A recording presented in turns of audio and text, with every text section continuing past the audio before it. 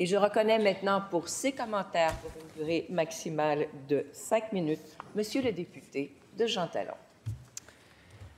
C'est Albert Einstein qui a dit que la folie, c'est de faire toujours la même chose et d'attendre des résultats différents. Et c'est exactement ce à quoi la CAQ nous convie aujourd'hui. Après 7 ans d'échecs retentissants de sa troisième voie, elle nous propose de continuer à faire exactement la même chose. 21 demandes dans le programme de 2015 de la CAQ à l'intérieur du régime fédéral. Résultat des courses après 7 ans, 0. Rien. Des outils pour la protection du français? Non. Nomination des juges québécois à la Cour suprême? Non. Transfert de points d'impôt aux provinces? Non. Transferts fédéraux, financiers? Non. Rapport d'impôt unique? Non. Rapatriement des budgets culturels fédéraux? Non. Prépondérance du Québec en matière de langue, d'immigration et de culture? Ben non. Reconnaissance constitutionnelle du Québec comme nation? Non. Encadrement du pouvoir fédéral de dépenser dans les champs de compétences du Québec? Non. Bilinguisme obligatoire pour les juges de la Cour suprême? Non. Droit de veto du Québec? Non. Abolition ou réforme du Sénat? Non. Abolition de la fonction de lieutenant-gouverneur? Non. Il y en a même qui l'ont applaudi, qui l'ont ovationné ici il n'y a pas si longtemps. Alors, c'est ça le bilan. Et au lieu de tirer des conclusions et de dire « ça ne fonctionne pas, on l'a essayé, ça ne fonctionne pas, donc la solution, c'est l'indépendance du Québec », ben non, on s'entête. On attend encore le grand soir où le fédéral va nous dire oui, va essayer, va tenter de respecter le Québec.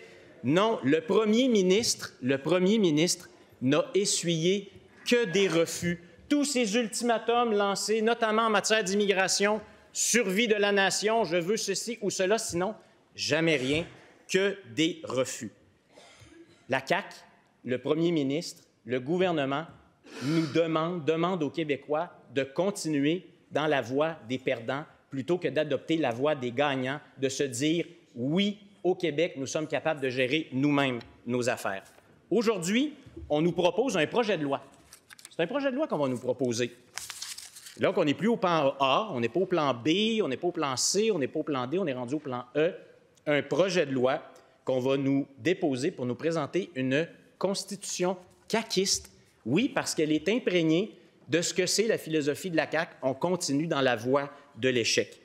Elle ne changera rien. Elle ne changera rien. Elle n'aura pas d'effet. Est-ce que ça va changer le partage des compétences de la Constitution de 1867? Non. Est-ce que ça va mettre fin aux abus de pouvoir du gouvernement fédéral qui vient légiférer, dépenser de l'argent avec nos impôts et nos taxes dans nos champs de compétences? Non. Est-ce que ça va changer la Constitution de la Cour suprême du Canada? Non. Est-ce que ça va empêcher la Cour suprême du Canada de charcuter nos lois, notamment nos lois linguistiques? Non.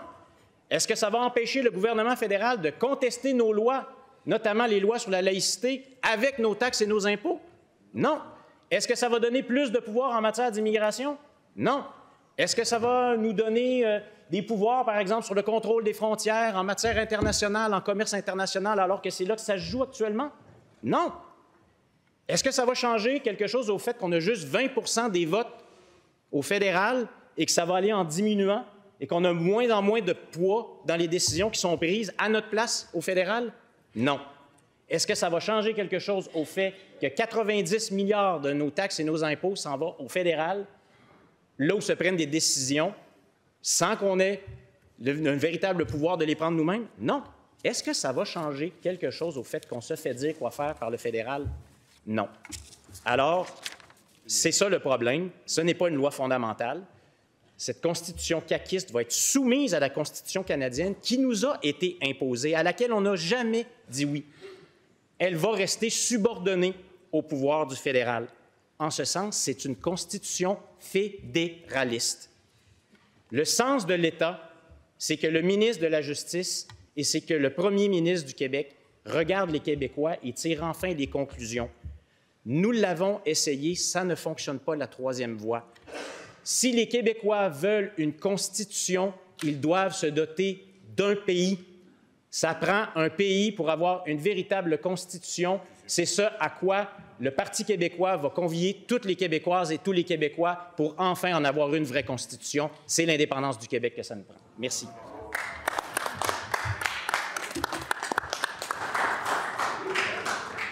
Je vous remercie, Monsieur le député de Jean Talon.